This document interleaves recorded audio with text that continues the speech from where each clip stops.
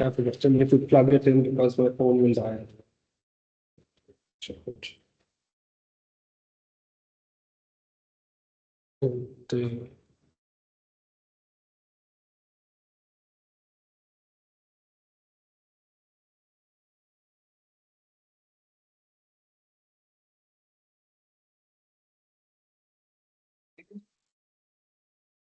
and so there was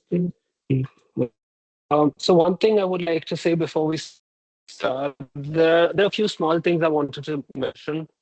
So the first one is that there's this feedback form which I will collect after every class so that I know how much you're following and if something needs to change and so on. This is not for attendance. There is no attendance for the class. If you want to come to learn, you come. Otherwise, you don't come.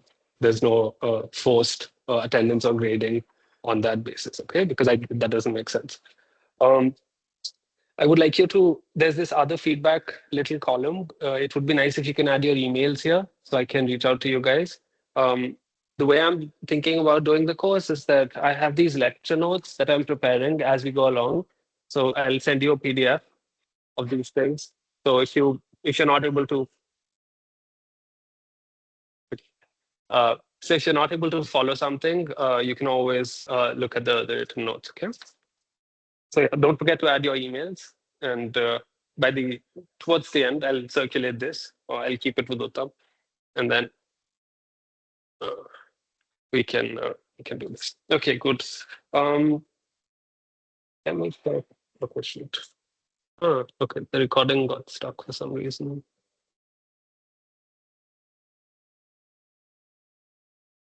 Give me a second. I'm a little bit new to the setup. Let me check if there's any other thing I wanted to tell you guys before we start. So I told you about the no attendance. That's done. The second thing is that I do not know what the level of everyone, like all the students, is.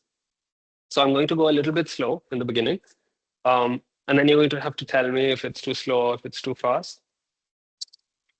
I encourage you to ask. नहीं चाहिए इस class के लिए मना किया था मैंने. So it's an elective, so we're allowed to do this. We don't necessarily have to take attendance. So it's going to be an honor system. There are going to be assignments and things like this. I'm going to have you guys exchange the assignments at some point and correct them. This will come later. I will tell you how it goes. Yeah, feel free to ask as many questions as you need. Do not let me proceed if something is not clear. Okay, do not be mindful. Do not digress too much. But if something is not clear, stop me and ask and make sure it's clear. Okay, it's very important. Otherwise, it will not make much sense. I should also say it's my first time teaching. So I'm also learning along with you guys. So be gentle. And the last important thing I wanted to mention is how the course is structured. So the way I'm thinking about it at the moment, so I'll tell you the outline of the course in just a moment.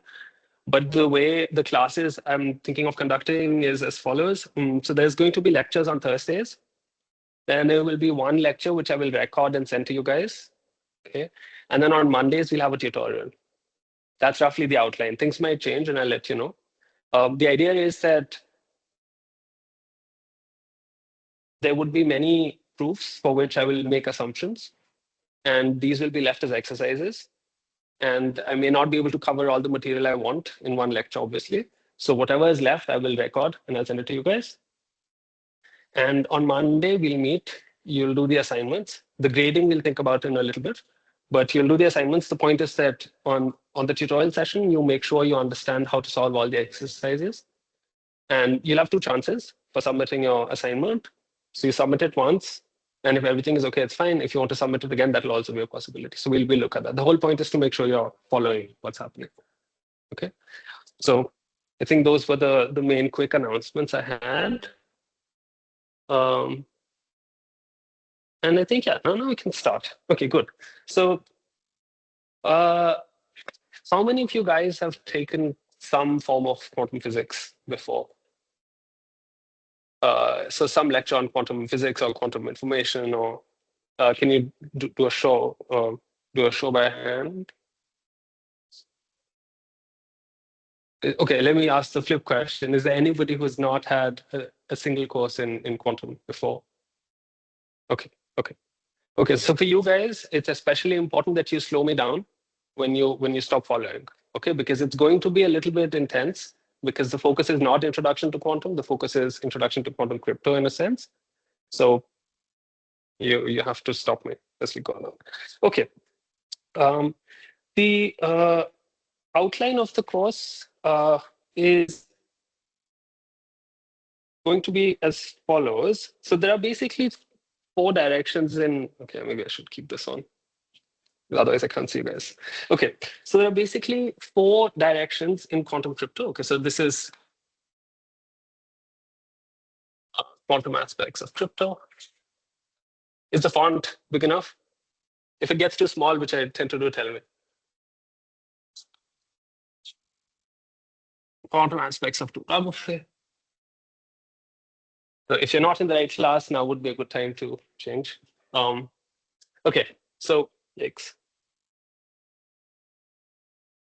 Okay, so here we know that cryptography is like already a vast field. Okay, and quantum tends to have something very interesting to say in many different ways. That's why the title of the course. So in particular, we look at four different aspects of how quantum interacts with cryptography. So there's something called post-quantum crypto. Okay. So here, the emphasis is that you look at things that we have proven to be secure classically. Okay, so we assume that our world is classically, we prove security in some model. And then you ask, what happens if we continue to use classical messages for our cryptography, but the adversary is quantum?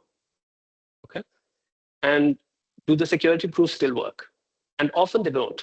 And you have to find ways of showing security in this stronger model. So even if you don't care about using quantum to have better functionality, you still want to make sure that your cryptography remains secure against quantum attacks. Okay, so this is post-quantum crypto. So I'm just telling you the main directions of research that are being pursued at the moment. The second one is what I'm calling quantum analogs.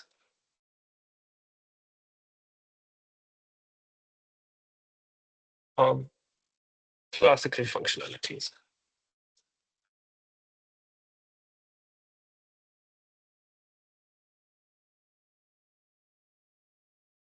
Okay.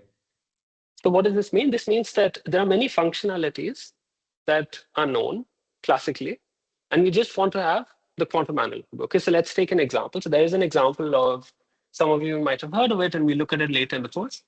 It's called fully homomorphic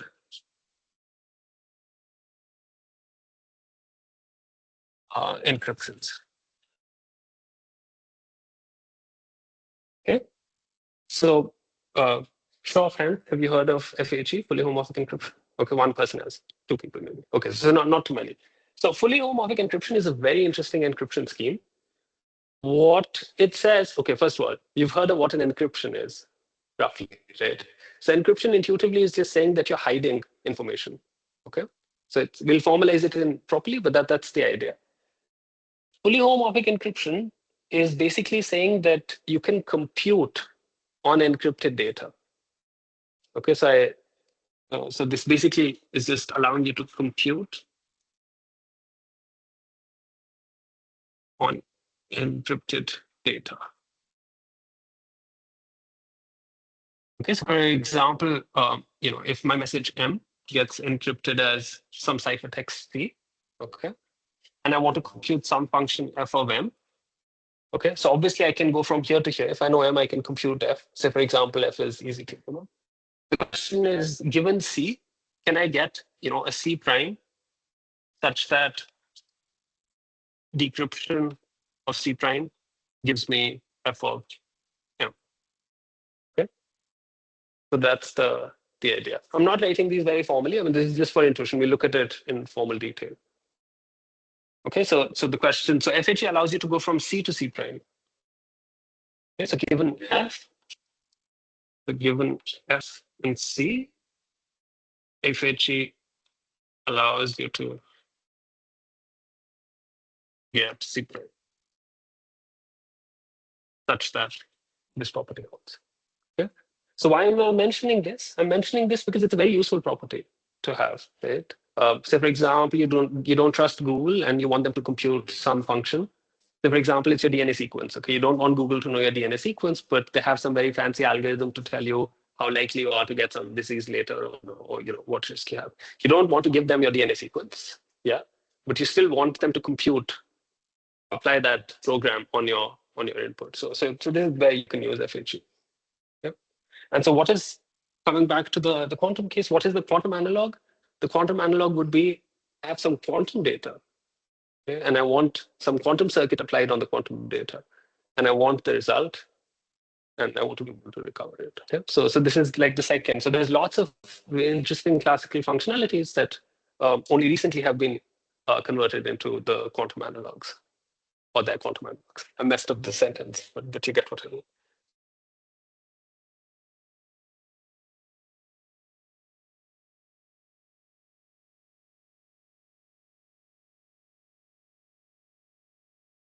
Yeah, so it's a public key encryption scheme. So we'll look at this in a little more detail.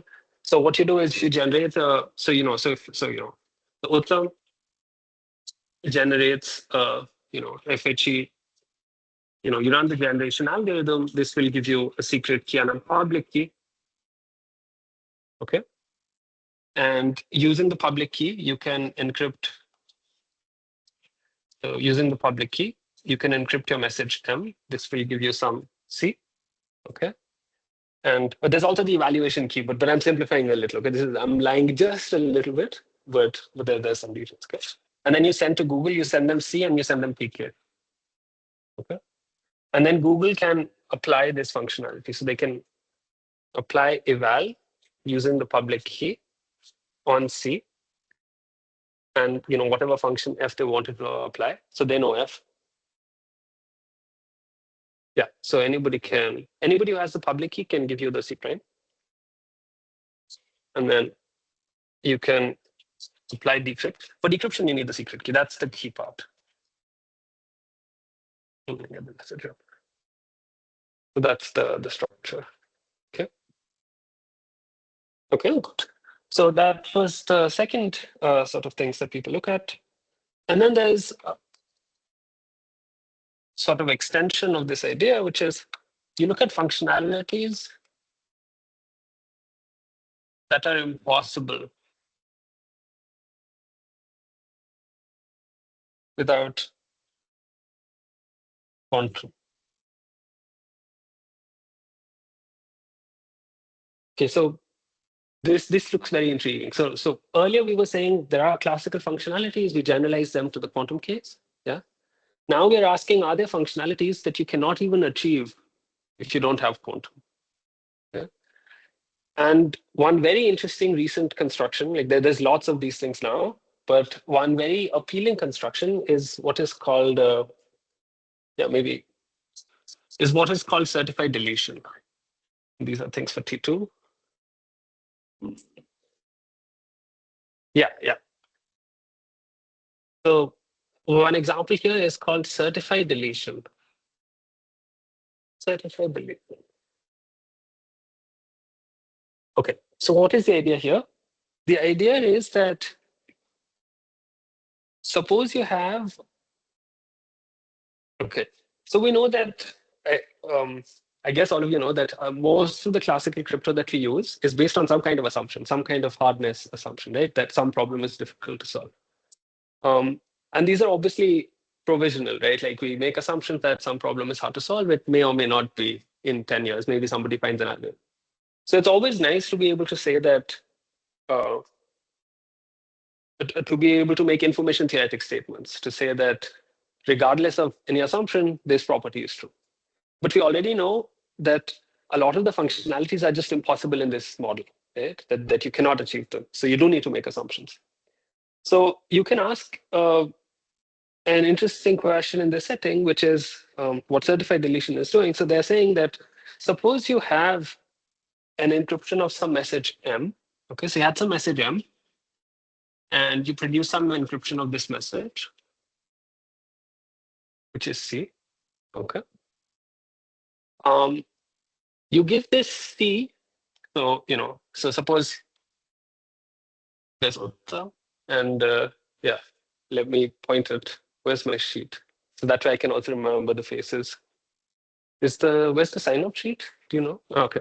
Thank you. I just give it a random name, and then it'll be uh so I think Praneeth was someone. Okay, that's you. Good. So suppose there's Uttam, okay, and there's Praneeth.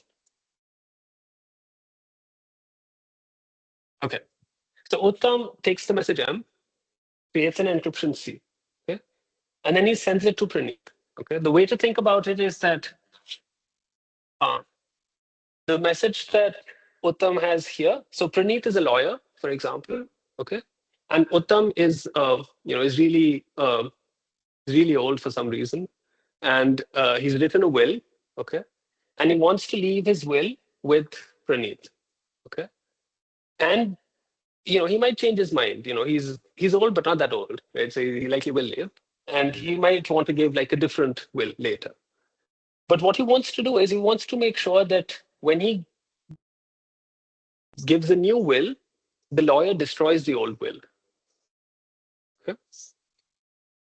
So what we really want is the following: that so say this is the first will. Uttam encrypted it, sent the encryption to Praneeth, and when he dies, he'll reveal the secret key, right? Because he has the documents there, so people can see what the will was. So what we want is that if at some point later time he has a different will M prime, right, and he produces C prime for this new will, so can he ask Praneeth to send a certificate that says that C has been deleted before he sends C prime? Okay, so that's the question. Can you do this? And classically, this is impossible, clearly, right? Because classically, you can just copy C prime. There's like, how do I ever convince you? Like whatever procedure you give, I'll just repeat that procedure, keeping a copy of C prime. But if C prime is, sorry, if the ciphertext itself is quantum, then it's not clear that you can do this. And it turns out that there are schemes that allow you to do this certified deletion. Okay. So there are some very intriguing functionalities you can construct, which are just impossible classically, and which are nonetheless very relevant. So that's this T3 line of search. And this T4, which is basing cryptography on quantum complexity.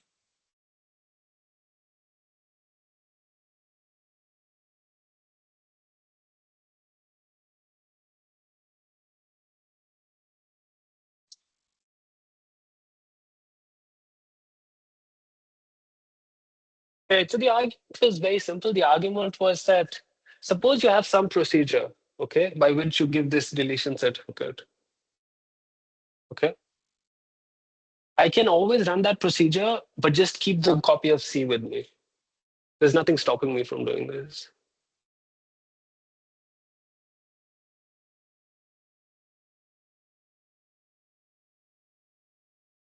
Yeah, so there's no procedure that will, so suppose you say that there exists a procedure, I can easily break it. I can just keep a copy of C and run the procedure at the same time. There's nothing stopping me.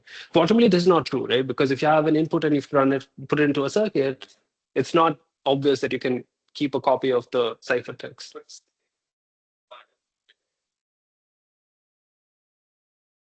C is given to you as a quantum state, right? So it would be so you, Uttam, are going to take M, apply a quantum circuit, get a quantum state, and send the quantum state itself. No. Praneeth wouldn't know the quantum state. He's the one who has to produce the deletion certificate. Yeah. He doesn't know the state. He receives the state. He doesn't know the description. He just has the physical. So he gets some atoms or he gets some photons. He doesn't know what state the photons are in. Unless of course he measures. If he measures, then it's not clear you can go. So he doesn't know. Yeah. Here we're just protecting. So we're making sure that of course, you can do authentication and things, though those are later. But at this point, we're just trying to make sure that if you send them a ciphertext and you get a deletion certificate, you're guaranteed that information theoretically Pranit does not know him. That's all we are saying.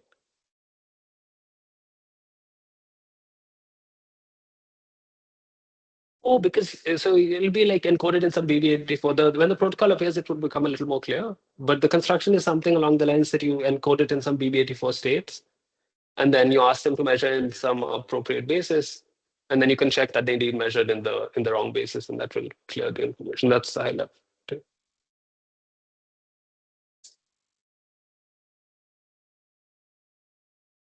Yeah, but no cloning, like, you cannot copy a general state, right? Like we know that.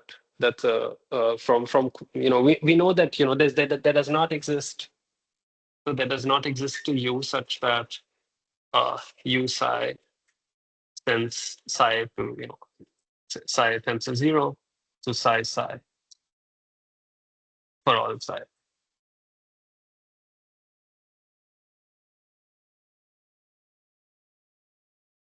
Yeah, he's just given the system. So he's given the system. So you apply this, you produce the state, and you send the state. Yeah, yeah.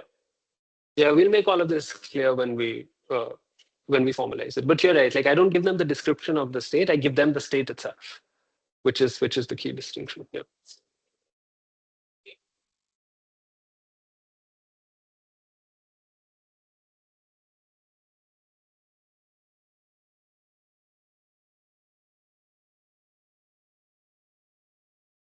Yeah, yeah, of course, of course. So that's a very good point, which I should have emphasized before going on into. So basically, your question can already be answered by what he said, right? Because by the security of the encryption scheme, C does not reveal any information about M, right?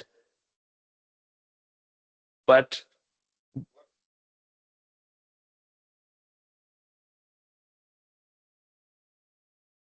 okay, but the main thing we care about is M. Deletion of C, or basically by deletion we mean that information about M is gone. Like C itself is irrelevant. Exactly. So very good, very good. Uh, so we need to understand what the statement is. So the statement is that the deletion certificate ensures that information about M is deleted information theoretically. That's the key point. Okay. And in this example, also, I suppose we can see because when you die, you reveal your secret key. Okay. So if it was not information theoretically deleted, even assuming you have access to the secret key, then Praneeth could have decrypted both C prime and C and said that Uttam's will was M, not M prime. However, if there was certified deletion, which guarantees that information about M is information theoretically gone, even knowing the secret key, then you have the security notion that you want.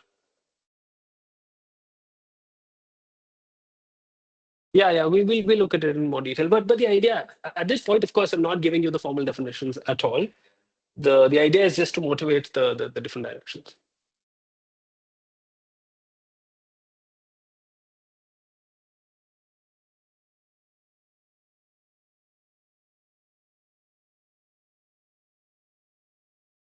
Yeah. It will not be by pure state. Yeah, I think you mean like it won't be a computational basis state. I guess that's what you.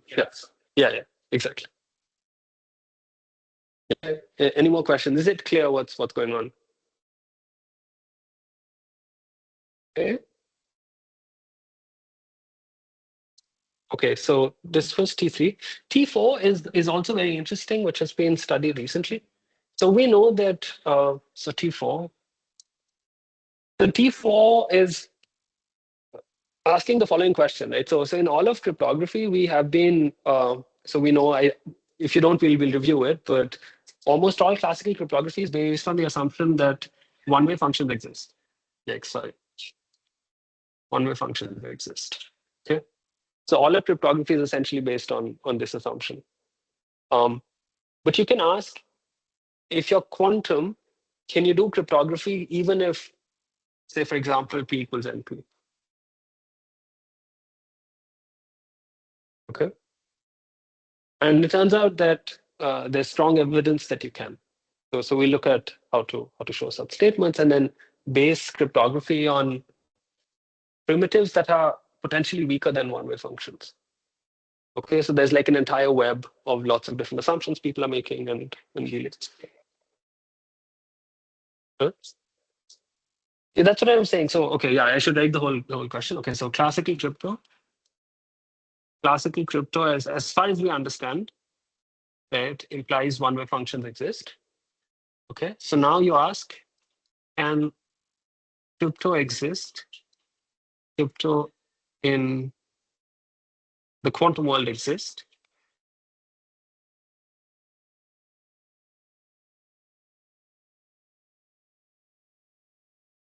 Even if P equals NP. Okay, so that's the question. Uh,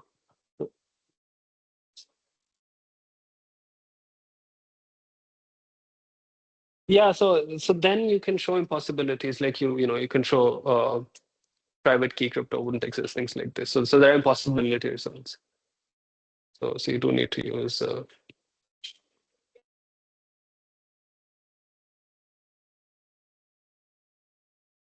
or everyone would be very strong. I mean, I don't know, it depends on how you're thinking. Because T equals NP means that there are no hard. Not exponential. I mean, you're just saying that there are no hard problems. Like every problem to which you can efficiently verify the solution, you can also efficiently solve. So that doesn't necessarily mean it's exponential. That's all I was saying.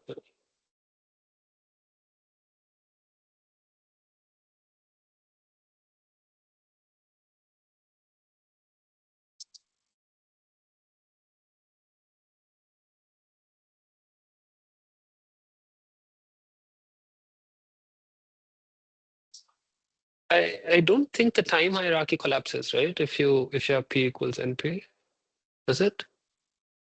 I don't remember. I think the polynomial hierarchy collapses, yes, but I don't think the time hierarchy collapses because time hierarchy, I think, was coming from a diagonalization argument. So you can still have a notion of, I mean, it's not very useful, I guess, to consider adversaries that are much stronger because you don't have any problem that you can ask them, which are, difficult to verify. Sorry, easy to verify, but difficult to solve. But that doesn't mean that the adversary wouldn't be more powerful necessarily. It's just not very relevant for crypto. We'll look at all of this in more detail later, but yeah, that's later.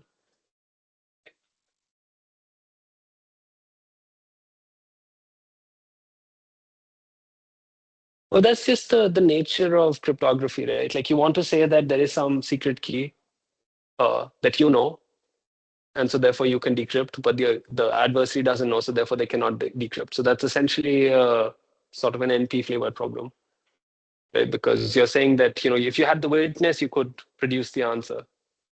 So it's just in the nature of the way the problem is constructed. I mean, in any case, you don't use problems precisely in NP, but they can. Uh, yeah, the way to think about it is exactly what I said earlier, that they're all in this flavor that you're hiding some information, which if you knew you could solve the problem. So in the end, it boils down to having some kind of an NP problem. But you could have some notion like information theoretic, like one-time paths still exist, right? Like so there are notions of security you can still construct, but not in the symmetric key. Oh, sorry, the compressed ones that we talk about. Yeah. So it's a very foundational sort of thing, like to actually understand what's going on. Because like for a long time, this was assumed to be settled, and now with quantum things are changing. So there's like a lot that's going.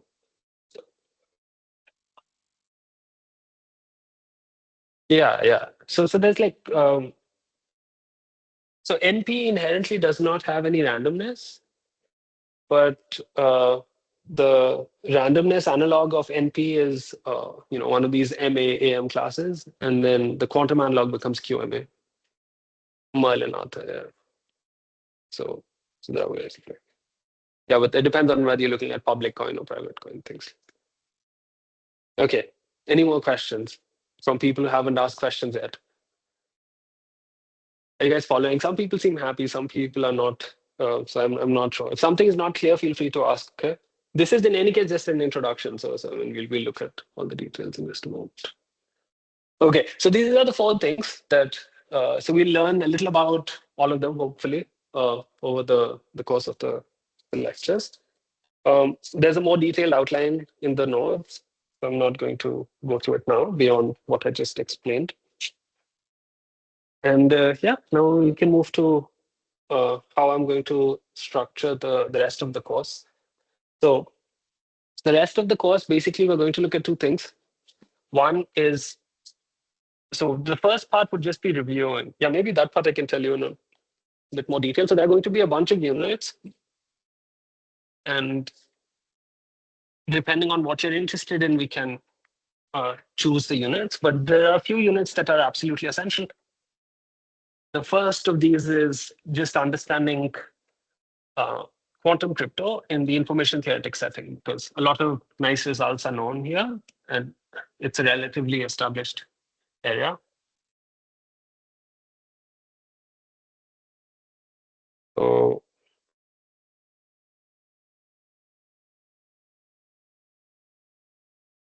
okay, so I think today, depending on how fast we go, okay, so the first thing we're going to do, so this is unit 1.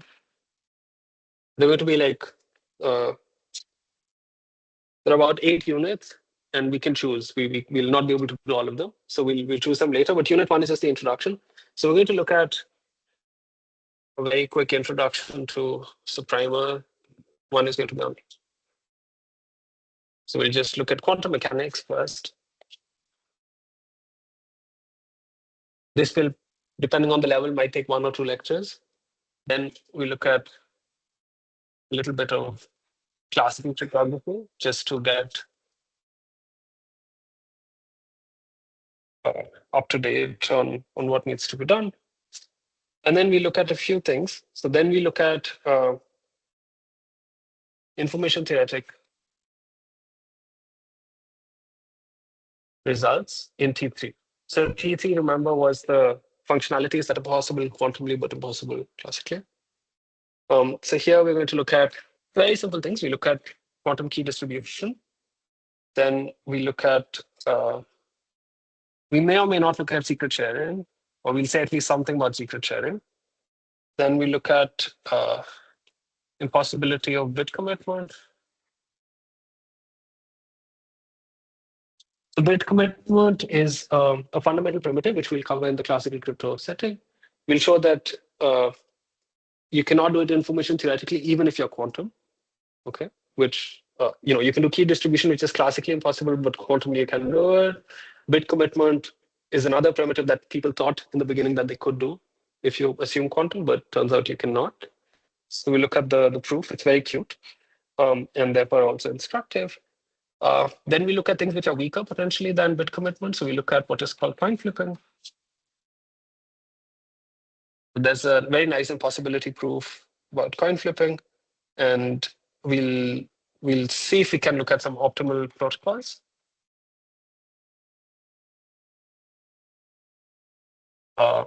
For bit commitment and potentially also for coin flipping. So we look at this. And then we look at a very important result, which is called self-testing. Okay. Self-testing is a very interesting idea, which says that you can do cryptography with untrusted quantum devices. Okay. So let me explain what I mean. So you trust your classical computer, but you do not trust the quantum device. Like, so you ask the adversary, like, for example, if I don't trust Uttam, he produces the device in some way where I don't have to know anything about it. And even then I can do cryptography using this untrusted device. So this is something that you cannot do. Like, there's no analog classically of this thing. Okay, so we'll look at some of these things. Okay. So yeah, so we'll start here now, and let's see how far we. Oh my God! Wait, until when? How much time do I have? Until 1 p.m., right? Okay, not bad. We're not doing too slow. Very good. Okay, so we're going to start with quantum mechanics. So for those of you for whom it's the first class, I'm very sorry. This is not the way you should learn quantum. but since you've signed up for this, if you put in a little effort, you can follow, okay? Um, so let's start with uh, uh, an experiment, okay? Because I think it's very important to see what the physical systems we are talking about really like, okay, what the physical systems we are going to use and how the math connects to the physical systems. So we'll start with what is called the Stern-Gerlach experiment.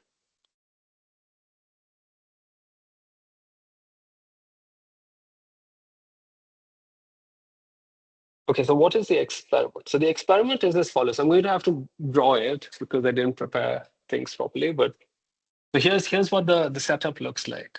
Okay, so the setup looks as follows. So there's a furnace, uh, and the furnace produces. There's a little hole in the furnace. Okay, so a furnace is like something really hot. It has silver atoms. And first of all, show of hands for those who know the Stern-Gerlach experiment.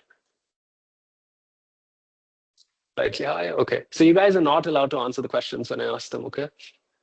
Because you know the answers. It kills the joy for other people. Okay, they have a source. Okay, so this has silver atoms. Ag is silver 8. Yeah, okay. And it produces a beam. So, you put some setup, like, you put little plates and things so that what comes out is actually a beam. Okay. And then you do the following. You put two magnets. This is three-dimensional, by the way. So, I'm bad at drawing. It might not be very evident. So this is like a weird shaped magnet, which is, which has like the North Pole here. Okay. And then there's another one here at the bottom.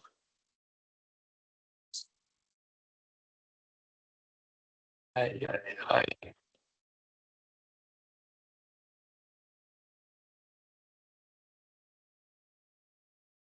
Which is the South Pole. Okay. The drawing makes sense, right? Like, so there's a block above and there's a strangely shaped block below. And the beam is supposed to go through this. Okay. So it's like centered, huh? Centered. Okay. So it goes through this. And then you put a screen here. This is a fluorescent screen. What that means is that whenever a silver atom hits, it's going to glow. So you can detect. Okay, so just a detector. Good. And now we're going to have some convention. So the center is going to be, the zero coordinate. The top is the z-axis, and inwards is the x-axis. Okay, so far so good. Okay, brilliant. Now we need some facts, right? Because we're not physicists. Well, not necessarily. So we're going to need some facts about why we are constructing the experiment the way we are constructing it. Okay. And I apologize for the numbering because I'm just following the numbering on the notes. So it's going to look a little bit arbitrary, but you can keep track when you look at the link. So fact 2. Yeah. So this is definition 1 of the Stern-Gerlach, which I just said it in words, but you can formalize it. Okay, so fact 2 is the following. So if you consider a point particle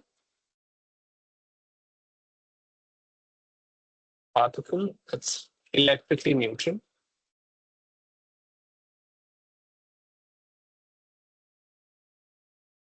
okay, and suppose it has a magnetic moment. I'll describe what this means in just a moment. It has a magnetic moment mu z along the z-axis. Okay, so magnetic moment is basically just the analog of, yeah. The easiest way to think about it is it tells you how strongly a particle will interact with a magnetic field. Okay, and it's a vector, so it'll try to align. Basically, that's the idea. So we look at how the force appears, but okay, so you have some mu z. This is the magnetic field. Okay. Then the force Fz experienced by the particle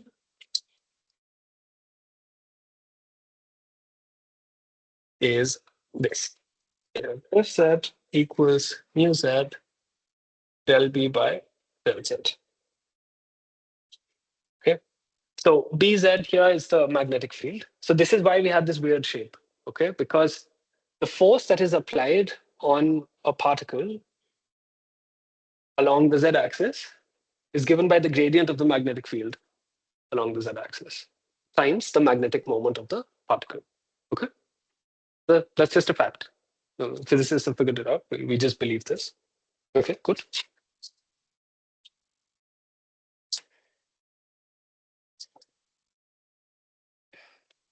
Okay, and yeah, and this is the magnetic field, external magnet.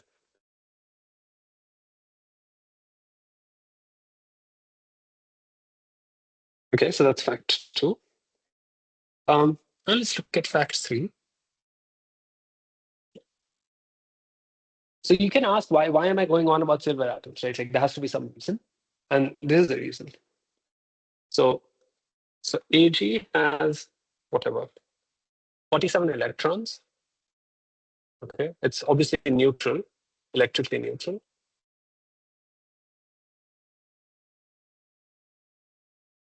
Okay, so that's one. The other one is the magnetic moment.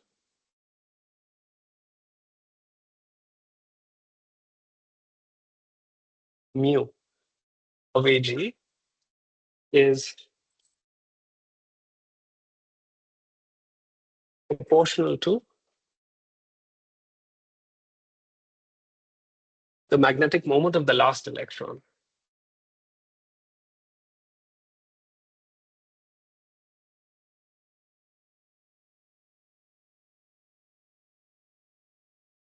So last electron, as in, you studied chemistry, right? So there are many shells of electrons, the last one. Okay, so this is very cool, right? Because okay,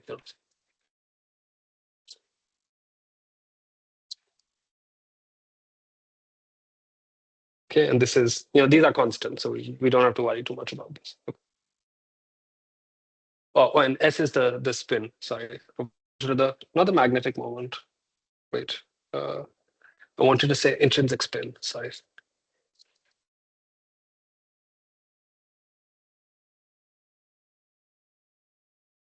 Okay, and S is the spin. Okay, so what is going on? So let's pause and think about what is happening. So imagine you don't know much about electrons. These are like very mysterious particles, and that is a good point. I should also silence my phone. That might shrink. You can do it from here. Okay, done. So okay, so let's try to understand what's happening, right? Because okay, so electron is a particle, and in some, it's a fundamental particle. We don't really know much about it. It's very mysterious. But what we've realized is that the magnetic moment of the silver atom is essentially just the magnetic moment of one electron, right? Because all the other ones somehow magically don't contribute. So okay, so you have one system which has this property, and the other very interesting thing about electrons is that how is a magnetic moment produced, right? So magnetic moment, when we think about it, just from magnetism, electricity, and magnetism, it basically arises when you have a loop, right? So you have a current loop, and this produces a magnetic field. Okay. Now, if you have like a sphere with charge on the surface and you spin it, it will act like lots of little loops, right? And it will produce a magnetic moment.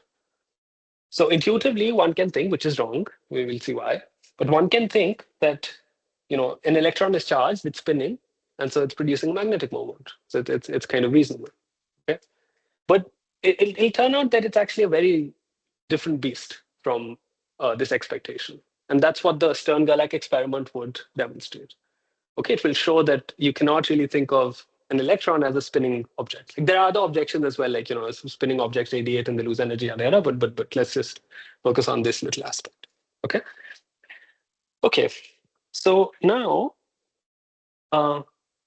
So given these two facts, okay, you know all the physics that you need to know, essentially, to answer the question. So question 4. So what do you expect to see on the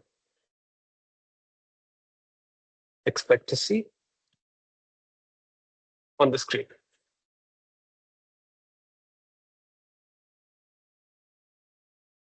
Okay, so for those of you who've not seen it, any guesses?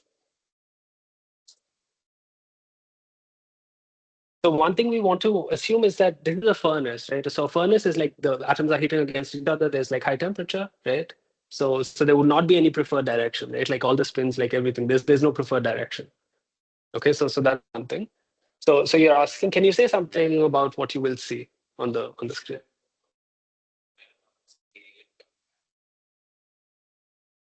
Right, right, exactly.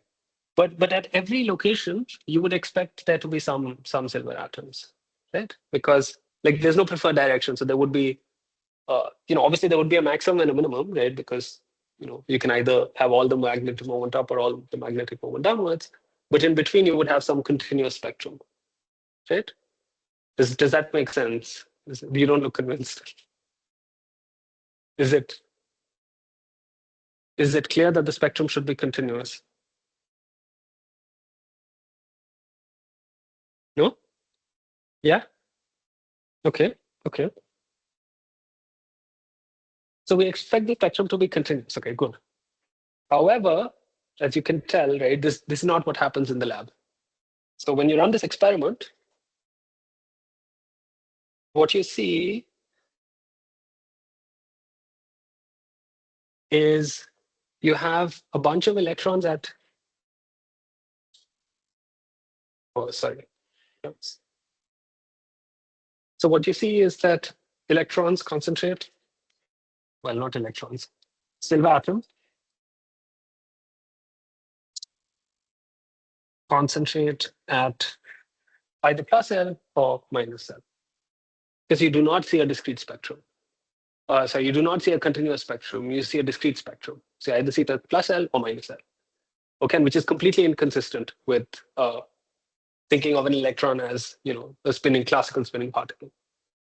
It doesn't add up.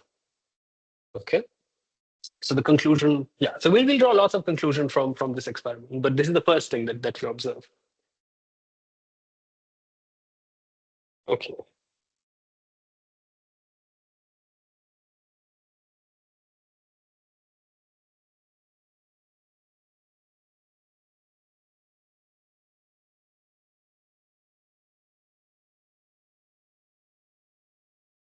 Okay, so one thing we can try to think about is that, okay, I mean, our model was slightly wrong. Maybe one can think of every electron as having some plus minus one value along all the components. So for example, we can make the assumption. So this is like our proposed theory. So it's a revised theory. So the revised theory says that each atom can only have plus or minus one component along X, Y, Z spin component. So this looks like a reasonable theory, right? Like you can imagine that if you pick any X, Y, Z coordinate, the spin is going to be plus minus one. Right? It looks like a reasonable theory. Certainly doesn't contradict this Stern-Gerlach. Right?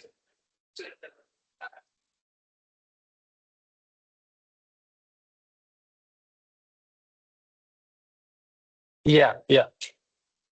So when I'm running the experiment, the randomization is coming from the fact that you're ejecting it from a furnace, and the furnace is basically producing silver atoms along all the different directions of the spins. Yeah, yeah. So here we are just assuming, it's a simplistic assumption, it's probably not even correct or physical or whatever, but we're assuming, suppose, this is what you hypothesize, that X, Y, Z, there are three different components and they can only have plus minus one value along all the components. Okay, so you can posit this and then you can try to see what happens. Okay, so now what we're going to do is we're going to run the Stern-Gerlach experiment, but sequentially. Okay, so first let's write this slightly more schematically. So this experiment I'm going to write as follows. So I'm going to write. So I'm going to start writing from right to left. Okay, so I'm writing it in the other order now because it's just easier. So I'll write an oven. Okay, the oven outputs the beam. You apply Stern-Gerlach along Z hat. Yeah. So Z hat is just describing the direction of the gradient of the magnetic field. Okay. And then you have either SZ plus or you have SZ minus on the screen. This is what we observed. So we observed either a beam at the plus or at the minus. So I'm just writing it as the SZ plus beam and the SZ minus. Is this okay as a schematic? Okay, good. So now what we're going to do is we're going to consider three different experiments. So we look at definition 7, which is sequential Stern-Gerlach experiments.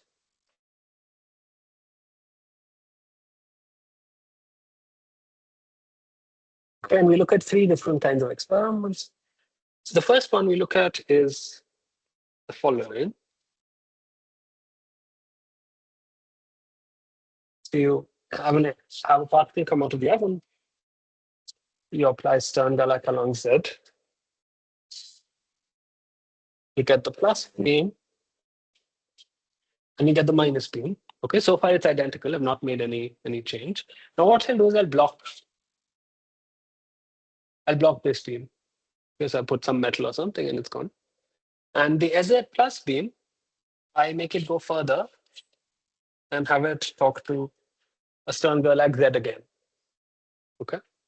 So now this object should only have spin component upwards, right? There's no downwards component because I removed it. Okay? And now I run the Stern-Gerlach again. What do you expect? What do you expect to see? Right? Makes sense, right? Wait, are you one of those who knows the Stern-Gerlach before? Okay, good. Then I'm happy. Because that's correct. Okay, so because it was up, when you run the Stern-Gerlach in Z again, you only get up. Okay, so this confirms that indeed there is some notion of spin up and it's consistent, it's repeatable. Okay, very well.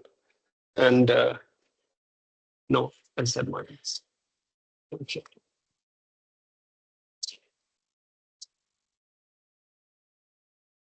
Second is suppose you have an oven. It's the same setup. She set out.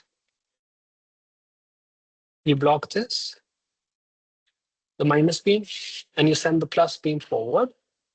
And now, instead of measuring along the Z-axis, you put the Stern-Gerlach, you flip the magnets along the X-axis. Okay? Okay, shoot. I should not have done that. Now, what do you expect to see? Using assumption 6.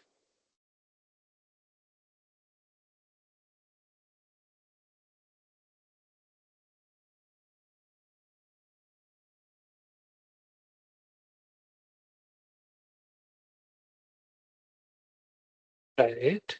No, but what does this thing say? It says that, in the beginning, the silver atom could have had plus minus components in both the Z and the X direction, right? This one removed the minus component from the Z. Okay. So what is left, according to this assumption, should have a component along plus X and a component along minus X, correct? So when you run the Stern-Gerlach, you should see both beams. Does that make sense? I'm just applying the assumption. I'm not doing anything else. I'm just deducing what this assumption says. Yeah.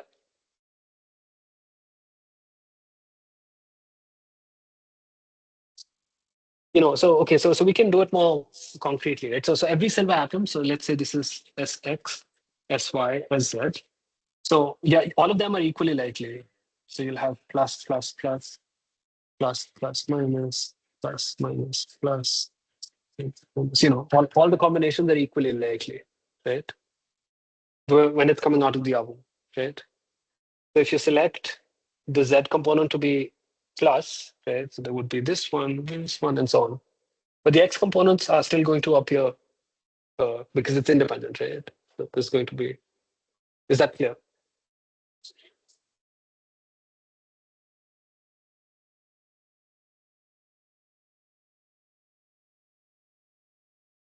Uh,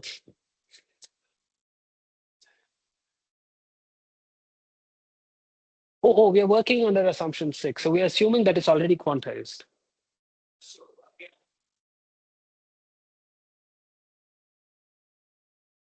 Mm, okay, let me rephrase it. I'm saying if you run this experiment and make this assumption, then what would be the output? That is what I was describing. I should have written it as a fact. I mean, this is just the experiment. I mean, this part is the fact. This is fact, whatever. Well, we'll come to the fact actually, but yeah, this was okay. So I'm writing down. Okay, so maybe I should put it here. So this is output assuming this assumption 6. That's all I'm doing. I'm saying you run this experiment and make that assumption. What is the output you expect? That's all I was asking. So if every silver atom somehow had this structure that the X, Y, Z components are whatever, either they can be independently plus or minus.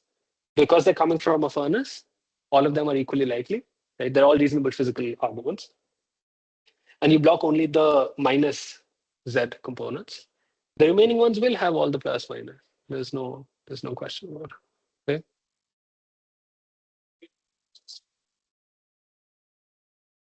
Yeah. Yeah. Exactly. So if you want like a cube, you can think of it as a plus minus. Exactly. Only the corners. Exactly. That's the whole point. Yeah. Because we're not allowing values between plus and minus, just plus and minus. Okay, is that clear? Okay, very well. So so in this case, you expect to see both, right? Sx plus and Sx minus. Okay, very well. So that was second string. Okay, and now here comes the fun one, which we'll see. Okay, so maybe I should give you a little spoiler. So far, when you run this experiment in the lab, this is actually what you get. Okay, so far our assumption is looking good. Right? It looks like it's a reasonable assumption. But then, wait, this is always fun. Did everyone write their names? Actually, can you please write your names so I can call you out just to increase the engagement? Did you write your name, please? Uh, in the meantime, Aryaman is okay. You're Aryaman. Okay, good. Aryaman is like, no, these two assumptions are fine. These two experiments are fine, but I can construct a more clever experiment, says Aryaman, that will show there's something potentially wrong with assumption 6. Okay, and what does he do? He says, well, I'll do the following. So I have an oven. Okay, I'm going to subject it to Stern-Gerlach Z hat. I'll have SZ plus, I have SZ minus. I'll block the SZ minus. Okay. And then, of course, later I'm going to do the same thing. I'm going to do Stern-Gerlach along Z hat. Okay. But in between,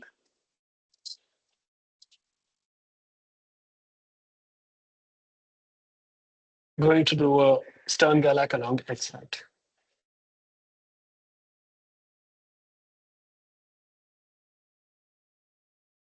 Okay.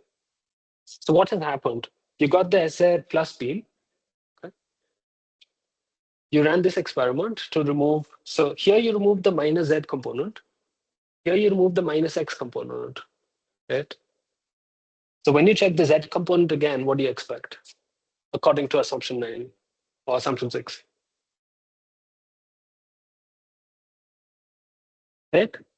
So according to assumption 6, you yeah, what do you expect after this?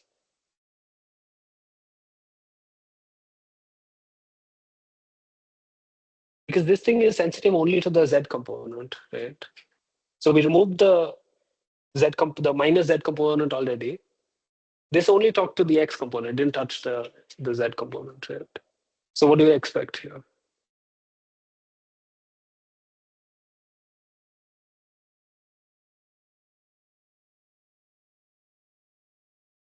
The negative one we removed, right?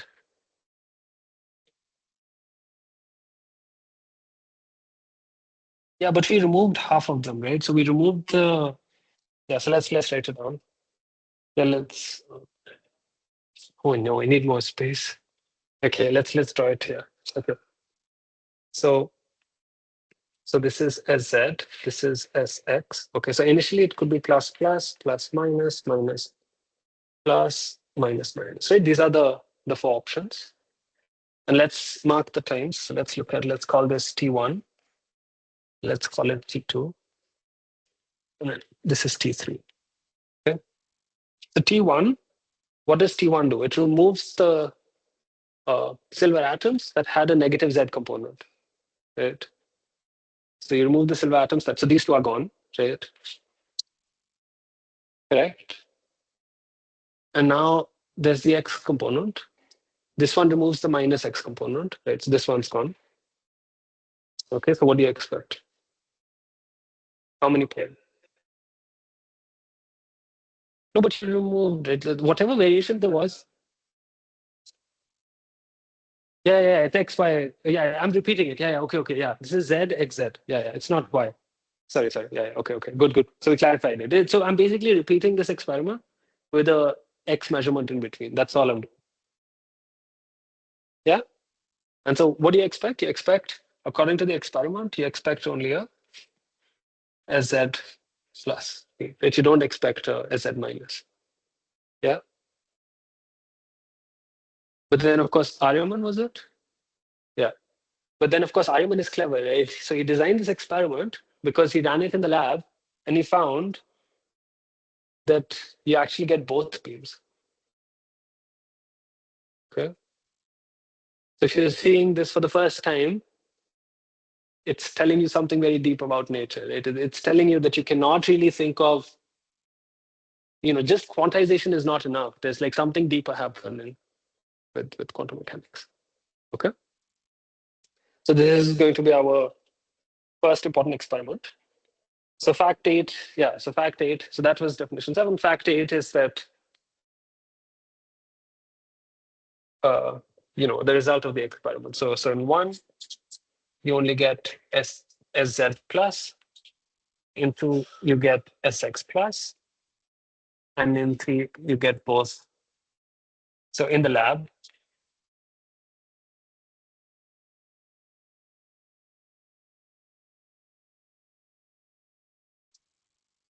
sorry, who was asking? Oh, yeah. Oh, I'm saying that assumption 6 is also quantization, right? But it doesn't match with what we do in the lab.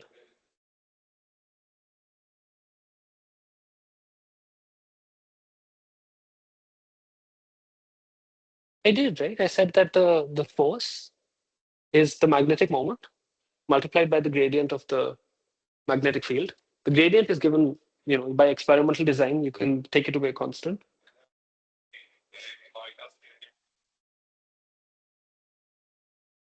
Yeah, so mu, yeah. You can write the more general expression, but in the end, you will get distance.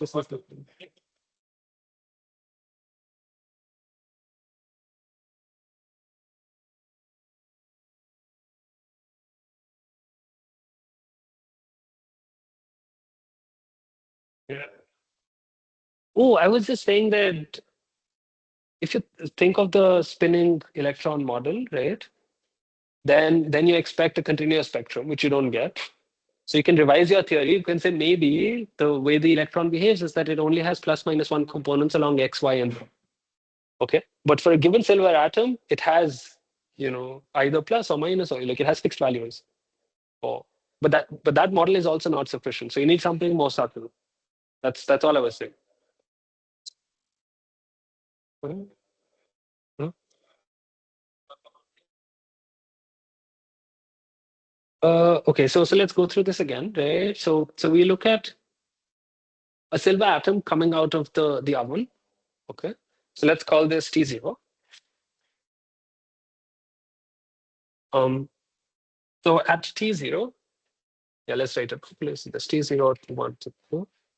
So at T0, from just random, the fact that the furnace produces random atoms, like it. So the distribution is normal, right? So all of these will be present, right? There would be some fraction, uh, equal fraction, equal probability, whichever way you want. So if you have like 100 atoms, there would be like 25 roughly of this, 25 like this, 25 like this, 25.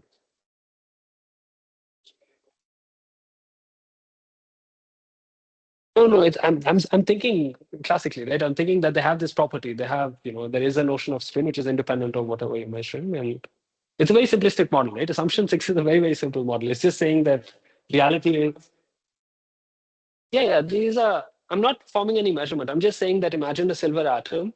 It has some angular momentum. I'm not thinking those are advanced things. This is what I'm getting to. I'm saying that you cannot think of them as having predefined values, right? Like you do have to introduce this notion of measurement. Like you, you're talking like you know quantum mechanics already. I'm trying to motivate quantum mechanics.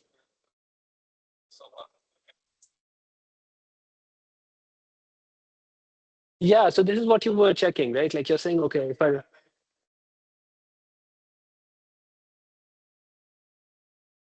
yeah,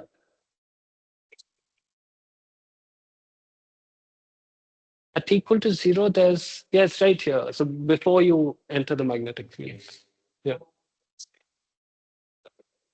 it's a magnetic moment. It's not the force. Huh? Yeah. It's just a yeah. I should write mu's.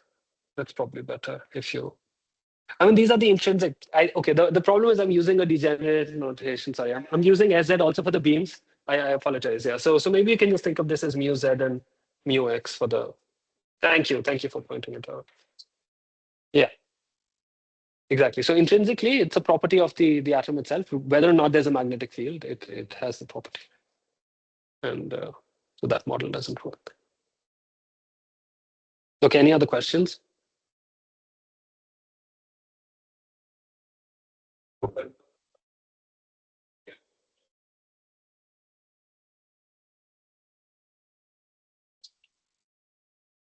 Yeah. So the conclusion is this modeling of nature is incorrect. It doesn't match the experiment. Yeah, that's what I'm saying. So I'm saying if you model it this way, it will not be consistent. That is all that we can deduce at the moment. But we'll see how the quantum formalism describes all of these things. I'm not giving you like a watertight argument. I'm not saying like, look, from exactly these experiments, you can deduce this as the minimal thing. No, I'm not saying that. I'm just motivating why our model of reality sort of fails. So we have some understanding of what the mathematics is describing, right? So you actually have physical atoms and things to think about, and it's not all mysterious. Okay, good. So that completes the part I wanted to do about Stern-Gerlach. Um, okay, good.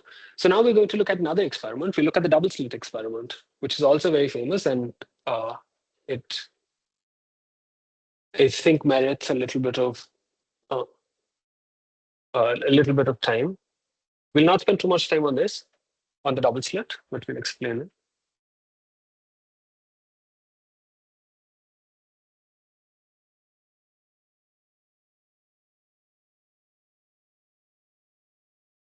Okay, so this is chapter 2 in the notes. This is section 2.2. Oh, uh-huh. After I raised the board, brilliant.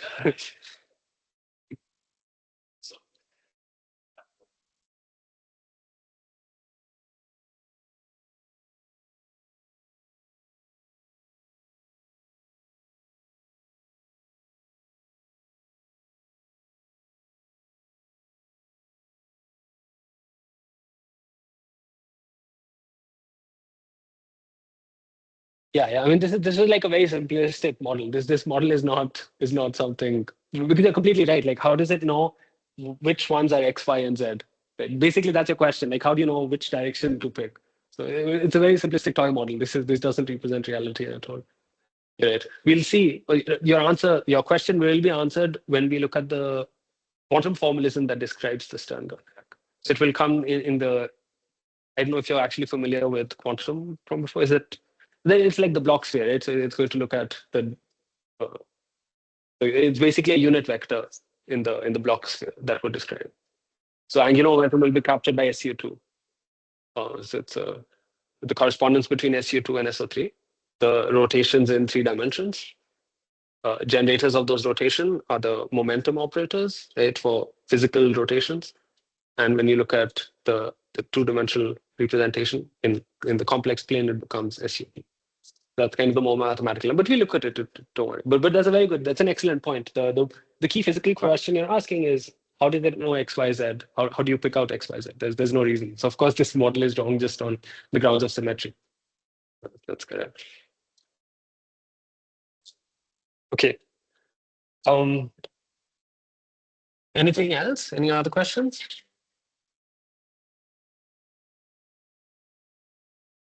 Okay, good. So now let's look at the double slit experiment. So what's the double slit experiment? I'm sure you've seen it, but let's go through it very quickly. So this is Young's double slit experiment. How many of you have seen the double slit experiment before? Perhaps anyone who hasn't seen the double slit? Okay, good. So this we can do relatively quickly. Okay, so the way it works is the following, right? So you have a source. Okay. So in the original experiment, the source was light. Okay, so this is classical light. And then you pass it through these 2 slits, right? And you look at the pattern on the screen. These are the slits. Okay, and then this is live. Okay. So here, when Young did the experiment, right, the motivation was what were they trying to figure out? They were trying to figure out whether light behaves like a wave or a particle. Okay. It seemed to behave like a particle because, Newton's laws of motion say what? Like if there's no interaction, something that goes in a straight line will go in a straight line. While waves had like all these spreading features and so on, which you didn't really observe with light. So that's what they were trying to detect. So now, if indeed light was a particle, what do you expect? Yeah. So suppose like these are little, photons of light, classically. So little corpuscles of light. What do you expect? You sort of expect some deposits here and some deposits here, right? From each of the 2 things. But in reality, this doesn't happen. What you get is an interference pattern. So what you get in reality is there's lots of patterns like this, right? And they get lighter and lighter towards the edges. Right? So you get a pattern like this. And we now very well understand why this is happening. It's because you can take light to be a wave, and then you can compute the phase at each point. And since so if you look at it from you look at any point, right, there would be one wave that's coming from one path. There would be another one that's coming from another path, and you can compute the phase. And depending on the distance it travels, the phase would be different. So sometimes it would interfere constructively, sometimes destructively, right? So this we understand. Not a big problem. Okay. So fact 11 is you get an interference pattern with classical light. So interference pattern.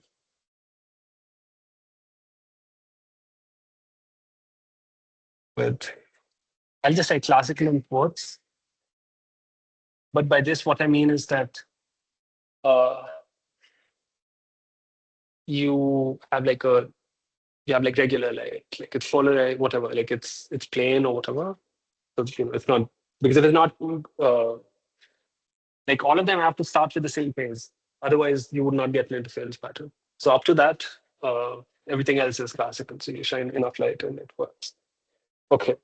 So interference pattern with classical light when you execute definition time. That's one fact. The next fact is rather surprising, at least when it was initially found, is that so if you replace light with if atoms, or rather matter, maybe that's better. If matter is used,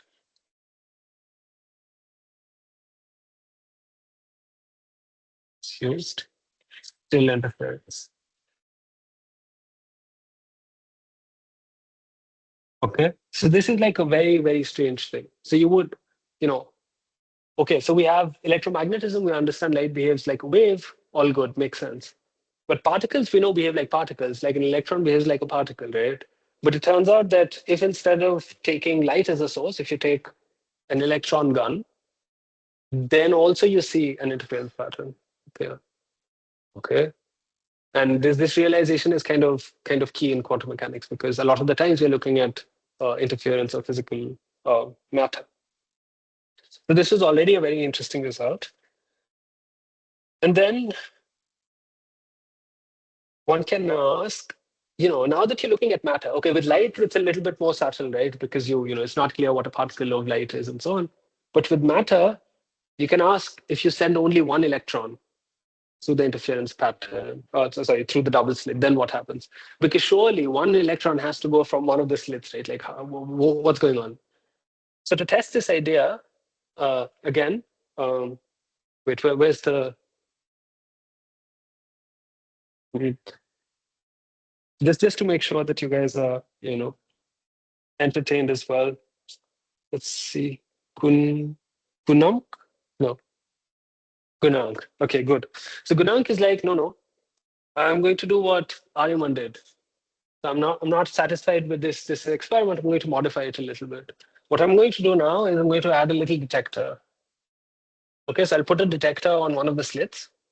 So let's call the definition. Definition 11. So this is a double slit with measurement.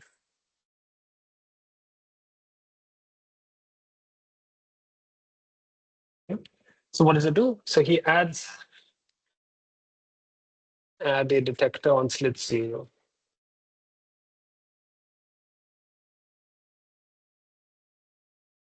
Okay, so this is slit 0, this is slit 1. Right? So he just adds a detector to know which direction the particle went in. Okay, and as you all know, what happens? The interference pattern disappears. Right?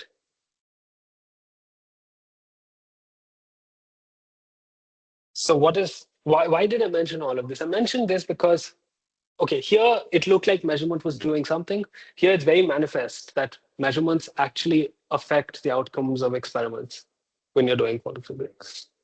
Okay. So it's one of the cleanest demonstrations of that fact in nature. And that is very peculiar to quantum mechanics because in no other theory of physics, at least until quantum theory was invented, do you ever have to say, if you make a measurement, this would happen, otherwise that would happen. Like nature's law never relied on the whims of the experiment. It was always like there is some interaction, depending on the interaction, something would happen. But now somehow measurement seems to play a crucial role. And this is unsatisfactory for lots of reasons that goes into the foundation, which is not the focus here. But that is called the measurement problem. It's like, why do we need to have a separate postulate for describing what happens when a measurement is made? Okay, so that was that. Now we can look at, I have how much time? 5 minutes or 15 minutes? It's still 1-5, right? 5 minutes. Okay.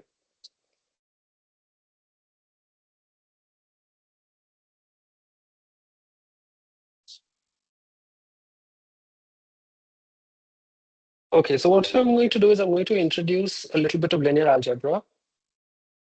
And then next time we're going to formalize all of these experiments into the axioms of quantum mechanics. Okay? That's the information. Okay, so let's do this very quickly.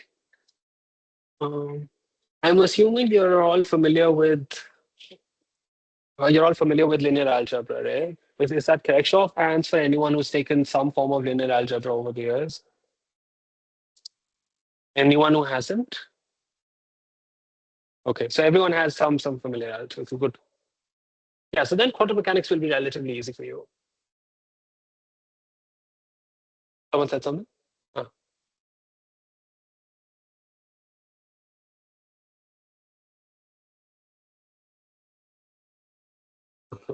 And since it's the last 5 minutes, maybe you can also fill in the feedback on how fast and so on.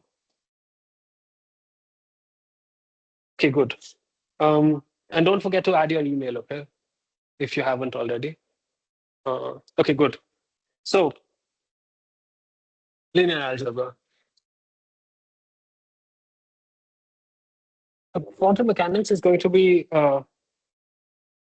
basically it uses the language of linear algebra, right, to define everything. So what we're going to do is we're going to look at some notation. So this is notation 15.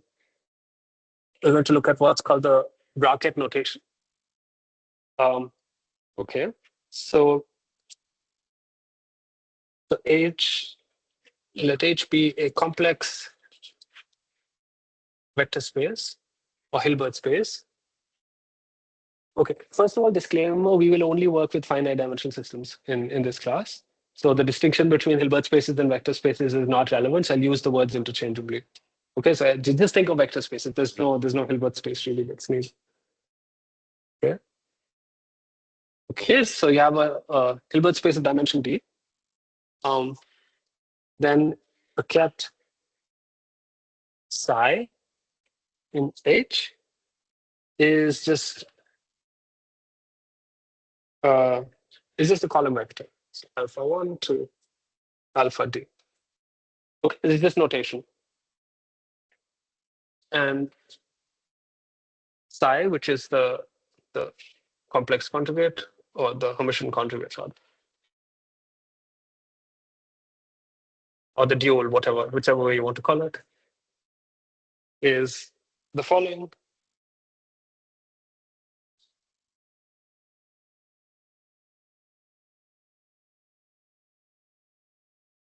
So the star is just complex conjugation, right? Okay. And the inner product, so, inner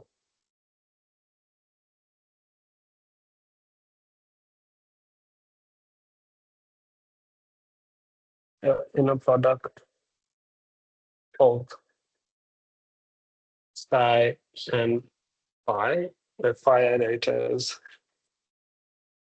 beta 1 and beta d,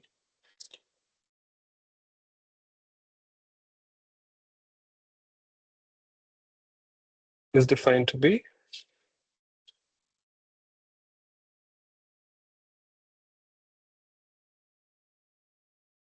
okay. This is the boring part. You have to go through this once, but that's why I circulated the other things so you can stay engaged. Okay, good. Make sense? Okay. What are bases and orthonormal vectors?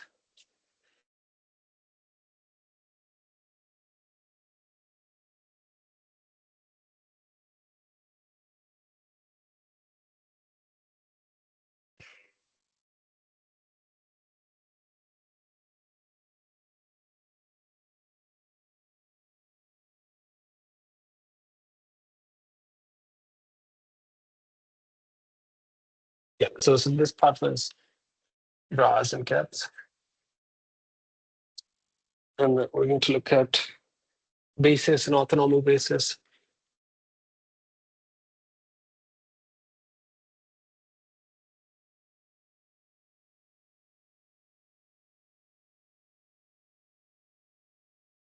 Okay. So psi 1 to psi d. You know what a basis is, right? Or do I have to? So you guys know this. Okay, good. So this is, so we just write it as some set here.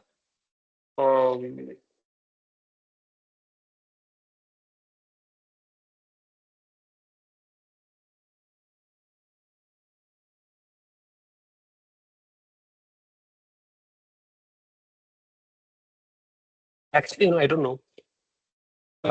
I just looked at a few heads nodding and I assume that everyone knows. But is there anyone who does not know orthonormal vectors? Basis. Okay. Do you know how machine matrices and unitary matrices? I don't think anyone's going to raise their hands even if they don't. Okay, so yeah, let me just write it. It's very, very easy. So you say a matrix H is Hermitian if each dagger is A. Dagger is transpose and then complex conjugate. Entry-wise complex conjugate. Right. Unitary U is okay, I'm out of time. So U dagger U is identity. Okay. So the remaining properties, I think I will, yeah, so I'll record a small little video. For those of you who don't know, you can quickly review it. For those of you who know, you can ignore it. And yeah, I think, yeah, and I'll send you, don't forget to write your emails. I will be in touch. I'll send a circulate a note. I think on Monday we can probably have another lecture because we could not cover too much. I will, whatever, either ways, I'll let you know. Because I think if you don't know quantum mechanics, which many people don't, I think it's good to just do that in class. And the rest you can do later. Okay. So thank you so much. And I think, thank you.